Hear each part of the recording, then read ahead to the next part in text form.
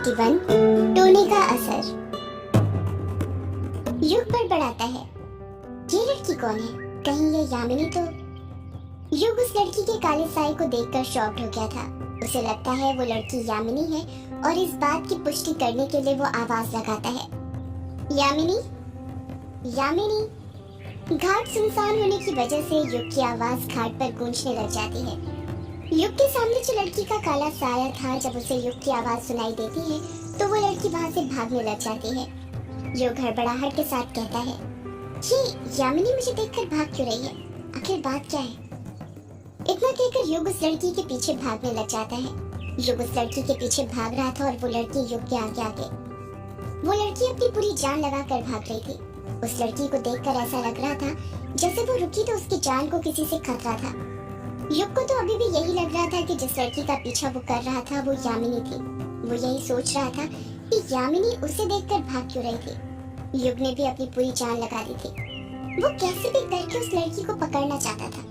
कुछ ही देर में युग उस लड़की के पास पहुंच जाता है और उसे पकड़ लेता है।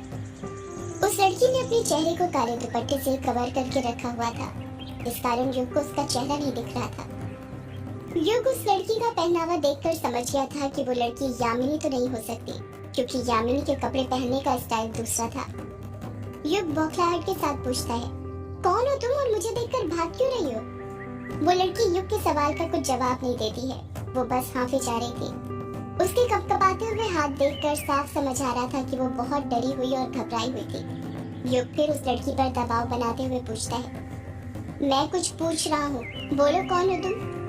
वो लड़की फिर कुछ जवाब नहीं देती है। युग बार बार उस लड़की से यही सवाल पूछ रहा था, पर वो लड़की कुछ जवाब नहीं दे रही थी। वो मूर्ति बनकर खड़ी हुई थी। युग से रहा नहीं जाता और वो अगले पल उस लड़की का दुपट्टा खींच देता है, जिस कारण उसका चेहरा युग को दिख जाता है। जब युग उस लड़की का चेहरा देखता है तो उसकी आंखें फटी की फटी रह जाती हैं। उसे अपनी आंखों पर यकीन नहीं आ रहा था। उसके सामने और कोई नहीं बल्कि अमोदिता खड़ी हुई थी। युग हैरानी के साथ पूछता है, अमोदिता तुम यहाँ पर क्या कर रही हो? वो भी इतनी रात को, और मुझे देखकर तुम भाग क्यों रही थी? अमोदिता को कुछ समझ में नहीं आ रहा था कि वो क्या जवाब दे। युग को देखकर वो इतना घबरा गई थी कि उसके दिमाग में कुछ बहाना ही नहीं आ रहा था। उसका दिमाग ब्लॉक हो चुका था। उसे लग रहा था कि अब उसे युग को सच बताना ही पड़ेगा। युग फिर अमोदिता से पूछता है, अमोदिता मैं कुछ पूछ रहा हूँ तुमसे, मेरे सवालों का जवाब दो, तुम यहाँ पर क्या कर रही हो? अमोदिता हिचकिचाते हुए कहती है, वो युग जी। युग बीच में ही अमोदिता को टोकते हुए कहता है, वो क्या कर रही हो? बताओ तुम यहाँ पर क्या कर रही हो? अमोदिता का दिमाग चल जाता है और वो बहाना बनाते हुए कहती है, वो युग जी, मैंने यहाँ पर घूमने आई थी, मुझे नींद नहीं आ रही थी ना, इसलिए। युग अमोदिता के जवाब से संतुष्ट होते हुए कहता है, अच्छा तो ये बात है, तुम भी ना पूरी यामिनी की तरह ही हो, उसे भी रात में घूमना बहुत पसंद है। अमोदिता हैरानी के साथ बोलती है, कौन यामिनी युग जी? आप किस यामिनी की बात कर रहे हैं? युग बात को पलटते हुए कहता है, कोई नहीं, तुम ये बताओ तुम मुझे देखकर भाग क्यों रही थी? और मैं आवाज लगा रहा था तो रुकी भी नहीं। अमोदिता अपनी राइट हैंड की 2 उंगली से क्रॉस बनाते हुए कहती है, वो युग जी, मुझे लगा ये यक्षिणी है, इतनी रात को तो वही भटका करती है ना नदी के पास, इसलिए मैं आपको देखकर भागने लगी। अंधेरा था ना, इसलिए मैं देख ही नहीं पाई कि आप हो या फिर यक्षिणी। अमोदिता मन ही मन कहती है, बाल बची, अच्छा हुआ युग जी को दूर से ही देख लिया था मैंने और भागने लगी थी। अमोदिता युग पर शक करते हुए कहती है, वैसे आप यहाँ पर क्या कर रहे हैं युग जी? युग अमोदिता की टोपी उसी को पहनाते हुए कहता है, वो मुझे भी नींद नहीं आ रही थी इसलिए टहलने आ गया था। अमोदिता खुश होते हुए कहती है, ये तो बहुत अच्छी बात है युग जी, चलिए इसी बहाने हमारी कुछ बातें भी हो जाएंगी। अमोदिता मन ही मन सोचने लग जाती है, लगता है टोने ने असर करना शुरू कर दिया है। अभी तो युग जी नींद में ही उठ गए थे और उठते से ही मेरे पीछे दौड़े चले आए। युग अभी भी अपने आसपास ही देख रहा था। वो यही सोच रहा था, यामिनी की आवाज तो यहीं से सुनाई दे रही थी, पर वो दिखाई क्यों नहीं दे रही? कहाँ पर चली गई? अमोदिता युग को घूरते हुए कहती है, आप किसी को ढूंढ रहे हैं क्या युग जी? युग हड़बड़ाहट के साथ कहता है, अरे नहीं, बस गर्दन अकड़ गई थी तो वही यहाँ वहाँ देखकर सही कर रहा था। अरे तो इतनी सी प्रॉब्लम, आप मुझे बताइए ना, मैं अभी ठीक कर देती हूँ। आप ये क्यों भूल जाते हैं कि मैं एक नर्स हूँ? इतना कहकर अमोदिता युग के पीछे जाती है और अपने दोनों हाथों से युग की गर्दन पकड़ लेती है। युग अमोदिता को मना करते रहता है, पर अमोदिता उसकी बात नहीं मानती है और झट से युग की गर्दन को चटका देती है। जैसे ही अमोदिता युग की गर्दन चटकाती है, उसे उसकी गर्दन में एक अलग ही आराम महसूस होता है। युग खुश होते हुए कहता है, अरे वाह अमोदिता, तुम्हारे हाथ में तो जादू है। इतना कहकर युग अमोदिता के दोनों हाथों को अपने हाथों से पकड़ लेता है। जैसे ही युग अमोदिता के हाथों को पकड़ता है, अमोदिता शर्माने लग जाती है।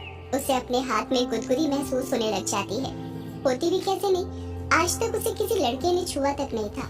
उसे एक अलग ही एहसास हो रहा था सिर्फ हाथ पकड़ने पर ही। ना जाने युग को क्या हो जाता है। जैसे ही वो अमोदिता का हाथ छूता है, उसे अमोदिता से एक लगाव हो जाता है और वो अमोदिता का हाथ सहलाने लग जाता है। ये सब देखकर अमोदिता शर्माने लग जाती है और झट से अपने हाथ युग के हाथों से छुड़ा लेती है। अमोदिता शर्माते हुए कहती है, ये सब अभी नहीं युग जी, शादी के बाद। जैसे ही अमोदिता अपना हाथ छुड़ाती है, युग अपने होश में आ जाता है और कहता है, क्या कहा तुमने अमोदिता? अमोदिता बात को पलटते हुए कहती है, मैंने कहा मैं जाती हूँ युग जी, कुछ ही देर में सुबह होने वाली है। अगर मैं माँ को घर में नहीं दिखी तो वो पूरा घर सर पर उठा लेगी। इतना कहकर अमोदिता वहाँ से जाने लग जाती है। युग भी अमोदिता को जाने से नहीं रोकता है। जाते वक्त अमोदिता यही सोच रही थी कि अभी तो बस मैंने टोटका किया है और अभी से इसने असर करना शुरू कर दिया। सुबह तक पता नहीं क्या होगा। मुझे तो लग रहा है कल युग जी मेरे साथ वो सब न करने लग जाए। यही सोचते हुए अमोदिता शर्माने लग जाती है और अपने घर की तरफ जाने लग जाती है। युग भी कुछ देर तक रोंका मुचा घाट पर ही रुका रहता है और यामिनी को ढूंढते रहता है। जब उसे यामिनी नहीं मिलती है तो वो वापस ग्रेवयार्ड कोठी चला जाता है। सुबह हो गई थी और मुर्गे के बांग देने के साथ ही इधर हवेली के अंदर दिलीप ने दर्द के मारे कराहना शुरू कर दिया था। दिलीप के पैर में हद से ज्यादा दर्द हो रहा था। उसे रात से इतना दर्द हो रहा था कि वो सारी रात सो नहीं पाया था, पर किसी को रात की बात पता न चले इसलिए उसने अंदर ही अंदर वो दर्द सह लिया था। पर उससे अब वो दर्द सहा नहीं जा रहा था। दिलीप को घेर कर अमोदिता को छोड़कर घर के सभी लोग खड़े हुए थे। दिलीप दर्द के मारे कराहते हुए कहता है, मेरा पैर, मेरा पैर। जानकी भी दिलीप के पास ही खड़ी हुई थी, जिसका रो रो कर बुरा हाल हो गया था। जानकी रोते हुए कहती है, ए जी आप डॉक्टर के पास क्यों नहीं जाते? तब तक ऐसे दर्द से तड़पते रहेंगे। दिलीप को डर था कि अगर वो डॉक्टर के पास जाएगा तो डॉक्टर को बताना पड़ेगा कि उसे ये चोट कैसे लगी, इसलिए वो डॉक्टर के पास नहीं जाना चाहता था। डॉक्टर लोग देखते से ही अंदाजा लगा लेते हैं कि पेशेंट को चोट कैसे लगी होगी। दिलीप कुछ बोलता उससे पहले ही रजनी कहती है, अरे भाभी, भैया जी को डॉक्टर के पास जाने की कोई जरूरत नहीं है। मेरी अमोदिता किसी डॉक्टर से कम है क्या? बल्लू काका गए हैं उसे उठाने, वो आती ही होगी। वो क्या है ना, कल मेरे साथ देर रात तक बेचारी घर का काम कर रही थी, इसीलिए अभी तक सो रही है, वरना मेरी अमोदिता तो सुबह 5 बजे ही उठ जाती है। रजनी ने इतना कहा ही था कि तभी वहाँ पर अमोदिता बल्लू काका के साथ आ जाती है। अमोदिता के हाथ में डॉक्टर की किट रखी हुई थी। देखकर तो ऐसा लग रहा था जैसे वही डॉक्टर हो। दिलीप ने अपनी धोती से अपना पैर कवर करके रखा हुआ था, जिस कारण उसकी चोट दिखाई नहीं दे रही थी। अमोदिता झट से कहती है, अरे ये क्या फूफा जी, जरा से अपनी धोती तो ऊपर कीजिए, जब तक आपकी चोट देखूंगी नहीं तो इलाज कैसे करूंगी? दिलीप अपनी धोती ऊपर करने लग जाता है। जब अपनी धोती ऊपर चढ़ाता है तो अमोदिता देखती है कि दिलीप का राइट पैर पूरी तरह से लाल पड़ चुका था। ऐसा लग रहा था जैसे उसका मांस बाहर निकल रहा हो, जिसमें छोटे छोटे रेत के दाने थे। दिलीप का पैर देखकर जानकी भी घबरा जाती है और अजीब सा मुंह बनाते हुए कहती है, ये क्या जी, आपने तो कहा था कि आप सीढ़ियों से गिर गए थे, उससे चोट लगी है, पर चोट को देखकर तो नहीं लगता है कि सीढ़ियों से गिरे थे। दिलीप कुछ जवाब देता उससे पहले ही अमोदिता अपनी नाक पकड़ते हुए कहती है, कितनी गंदी स्मेल है, ये तो सड़ने लगा है। मैंने आज तक अपने करियर में ऐसी चोट नहीं देखी। फूफा जी आपको ये चोट लगी कैसे? इस पर तो रेत भी लगी हुई है और किसी के हाथ छपने के निशान भी है। अमोदिता का सवाल सुनकर दिलीप घबरा जाता है। उसकी कुछ समझ में नहीं आता कि वो क्या जवाब दे। वो जानबूझकर दर्द के मारे कराहने लग जाता है ताकि अमोदिता अपने सवाल बदल दे। सुदेश दिलीप का ये इशारा समझ जाता है और अमोदिता पर भिन्नाते हुए कहता है, अरे तू पंचायत क्यों कर रही है, सीधे चोट का इलाज करना। अमोदिता चुपचाप अपनी नाक और मुंह बंद करके दिलीप के पैर का इलाज करने लग जाती है। अमोदिता दिलीप के पैर को एंटीसेप्टिक से साफ करती है। वो कोई सी मरहम लेकर आई थी, उसे लगाती है और दिलीप के पैर की ड्रेसिंग कर देती है। दिलीप के राइट पैर पर सफेद पट्टी बंध चुकी थी। अमोदिता एक सफेद पर्ची पर कुछ लिखते हुए कहती है, मैं कुछ दवाई लिख रही हूँ, बल्लू काका इसे आप भी ले आना, इससे बॉडी में रिएक्शन नहीं फैलेगा, अगर रिएक्शन फैल गया तो टांग काटनी भी पड़ सकती है। अमोदिता की ये बात सुनकर सुदेश दंग रह जाता है और जानकी रोने लग जाती है।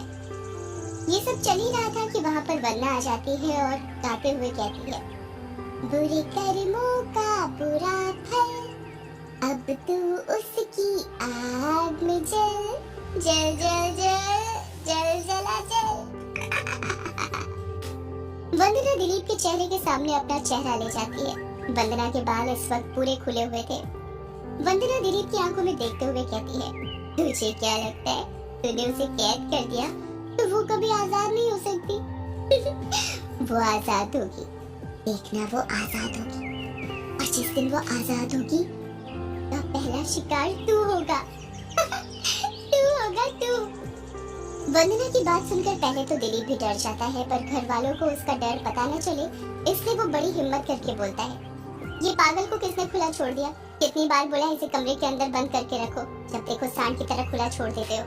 अब इसे मेरे सामने से हटाओगे या इसे पागल खाने भेज दो? जानकी झट से वंदना के पास जाती है और उसका हाथ पकड़ते हुए कहती है, वंदना बेटा चलो यहाँ से, तुम नीचे क्यों आई? मैंने आपसे कहा था ना अपने कमरे में ही रहना। जानकी वंदना को उसके कमरे में ले जाने लगती है। रजनी मन ही मन सोचती है, ये पागल आखिर क्या बड़बड़ा रही थी? जितना मैं समझ पाई हूँ इसने ठीक बोला है, पर समझ नहीं आ रहा है इसे कैसे पता कि सुदेश और दिलीप ने मिलकर यक्षिणी को कैद किया है। कल रात भी ये मेरे बारे में कुछ बड़बड़ा रही थी। इस पागल को ना बहुत कुछ पता है, पर समझ नहीं आ रहा है इसे पता कैसे चलता है। इसका यक्षिणी के साथ आखिर क्या संबंध है? मुझे इस रात से पर्दा उठाना ही पड़ेगा। इस तरफ ग्रेवयार्ड कोठी में युग को छोड़कर बाकी सबकी नींद खुल चुकी थी। अभिमन्यु हमेशा की तरह अपनी सिगरेट पी रहा था, तो कछुआ उखड़ा हुआ मुंह लेकर फेसबुक चला रहा था और वर्चस्विनी की प्रोफाइल देखकर बार बार अपनी किस्मत पर रो रहा था। कायर बिंदु को फोन कर रहा था, पर बिंदु उसका फोन नहीं उठा रही थी। वो उससे अभी तक नाराज थी। युग सो ही रहा था कि वो सोते सोते अमोदिता का नाम बड़बड़ाने लग जाता है। अमोदिता, अमोदिता, अमोदिता। जैसे ही युग अमोदिता का नाम बड़बड़ाता है, कायर, कछुआ और अभिमन्यु की नजर सीधे युग पर पड़ती है। कछुआ युग के पास जाते हुए कहता है, ये क्या बड़बड़ा रहा है बे? युग फिर बड़बड़ाता है, अमोदिता, अमोदिता, अमोदिता। कायर हैरानी के साथ कहता है, अबे ये तो अमोदिता का नाम बड़बड़ा रहा है, पर ये अमोदिता का नाम क्यों बड़बड़ा रहा है? ये तो हमेशा वो क्या नाम बताया था? हाँ, यामिनी, उसका नाम बड़बड़ाता था ना नींद में। युग बार बार अमोदिता का नाम बड़बड़ा रहा था। अभिमन्यु से ये सब देखा नहीं जाता और वो युग को उठाते हुए कहता है, युग, ओ युग, उठ यार, ये क्या बोल रहा है तू? अभिमन्यु के उठाने पर युग उठ जाता है, पर उठने के बाद भी वो अमोदिता का नाम बड़बड़ाना नहीं भूलता और कहता है, अमोदिता, अमोदिता कहाँ है मेरी अमोदिता? मुझे अमोदिता के पास जाना है। कायर अजीब सा मुंह बनाते हुए कहता है, अमोदिता के पास जाना है, पर क्यों? कछुआ भी अजीब सा मुंह बनाते हुए कहता है, ये इसने सुबह सुबह अमोदिता के नाम की क्यों रट लगा कर रखी हुई है? अभिमन्यु कुछ सोचते हुए कहता है, कहीं उस बार की तरह इसको भी किसी ने अमोदिता के नाम की मोहिनी तो नहीं दे दी जैसे कायर को दी थी? सदियों से है पुरानी ये यक्षिणी की कहानी। यक्षिणी एक आग है, यक्षिणी